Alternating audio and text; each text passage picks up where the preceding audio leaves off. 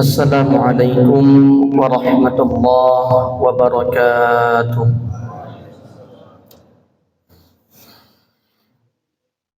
Innal hamdalillah salatan wa salaman ala Rasulillah Sayyidina Muhammad ibn Abdillah wa ala alihi wa sahbihi wa man tabi'ah ila yaumil qiyamah.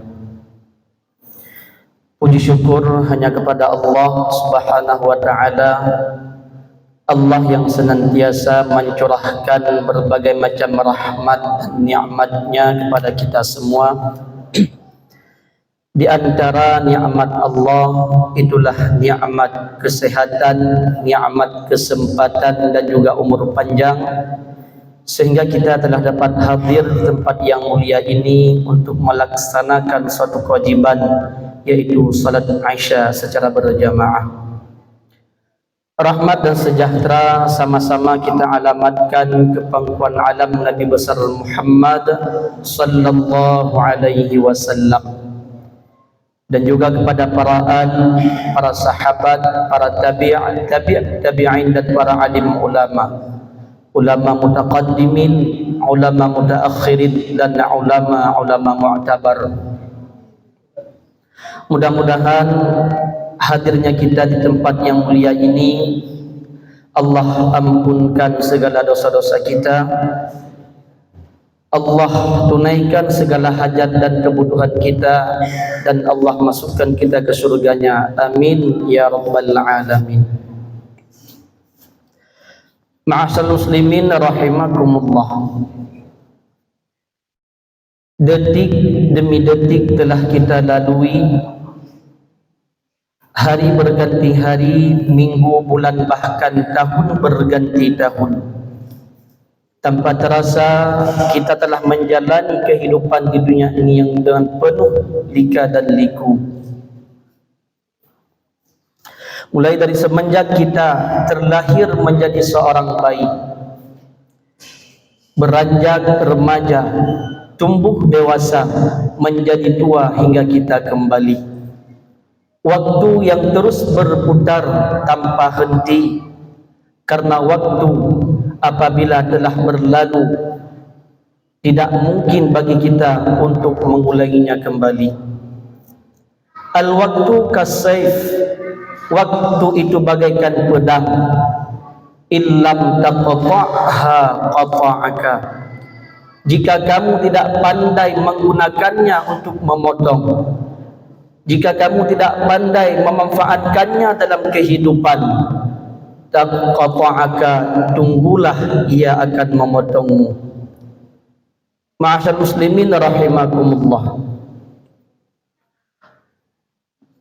Orang yang beriman, mereka meyakini bahwa kehidupan di dunia bukanlah tujuan. Kehidupan di dunia hanyalah tempat singgahan sementara. Sehingga Rasulullah sallallahu alaihi wasallam mengumpamakan dalam sebuah hadisnya bahwa kehidupan di dunia ini bagaikan seorang dalam perantauan. Apa kata Rasulullah? Kun fid dunya ka'annaka gharibun aw 'abiru sabilin.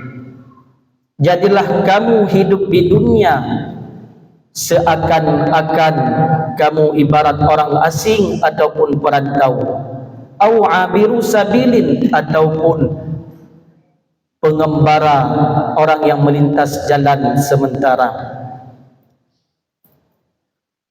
Bu, pernahkah kita melihat orang yang merantau? Mereka tidak akan menetap di negeri rantauannya, dan mereka berkeinginan akan pulang ke kampung halamannya ataupun ke kampung asalnya. Au abiri sabilin, ataupun orang yang melintasi jalan sementara. Kita pernah melihat orang musafir, mereka mengerahkan segenap kekuatan tenaganya untuk sampai di tempat tujuan yang ditujunya. Mereka tidak berhenti di tengah jalan. Artinya itulah ibarat kita hidup di dunia. Suatu saat kita akan kembali. Makanya seorang ulama ahli hikmah yang namanya sangat terkenal dalam Al-Quran, yaitu Luqmanul Hakim, beliau berpesan kepada anaknya, "Ya bunayya, wahai anakku, sesungguhnya dunia ini bagaikan lautan dan samudra yang dalam. Berapa banyak orang-orang tenggelam di dalamnya. Maka jadikanlah takwamu itu sebagai kapal untuk melintasi samudra tersebut." Dalam hal ini, amal salih yang dikerjakan sebagai barang dagangan yang kita bawa untuk memperjualbelikannya. Kesungguhan dan keyakinan kita dalam beramal itu sebagai keuntungan yang akan kita raih. Hari-hari yang kita lalui itu bagaikan ombak dan gelombangnya, dan tawakal kepada Allah sebagai naungannya. Kitabullah Al-Quran sebagai penunjuk arah ataupun kompasnya, menahan hawa nafsu sebagai tali ikatnya, kematian sebagai pantainya, di situ kita akan berlabuh, dan akhirat sebagai tempat perdagangan yang akan kita tuju, sedangkan Allah Subhanahu wa ta'ala sebagai pemiliknya ataupun pembelinya. Ma'asyiral muslimin rahimakumullah, orang beriman yang cerdik, yang menggunakan akal sehatnya, dia meyakini bahwa kematian bukanlah akhir daripada sebuah kehidupan, tetapi kematian merupakan awal kehidupan yang sebenarnya. Makanya Rasulullah sallallahu alaihi wasallam pernah bersabda dalam sebuah hadisnya, "Al-kais man dana nafsahu wa amila lima ba'dal maut." Orang yang cerdik adalah orang yang menghitung-hitung kekurangannya dan beramal untuk bekal nanti di saat dia mati. Wal ajiz man atba'a nafsahu hawaha wa tamanna 'ala Allah ta'ala al-amaniyah.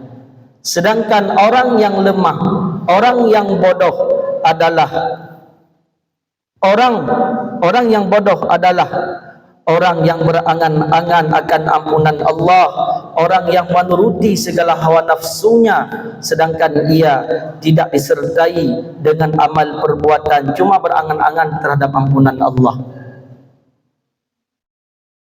Makanya diriwayatkan di masa Sayyidina Umar radhiyallahu anhu, ada seorang laki-laki, ada seorang pemuda yang selalu datang ke masjid lebih awal, yaitu pada waktu sahur.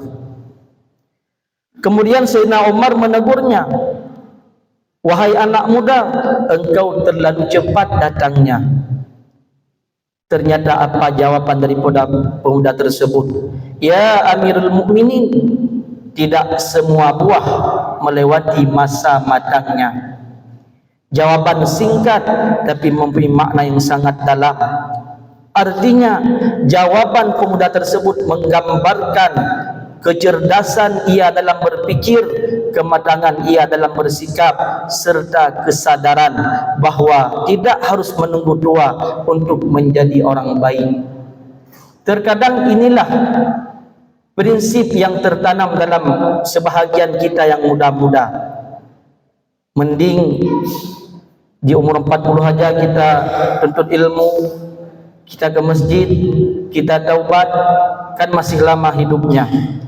Maka prinsip buruk ini yang harus kita buang.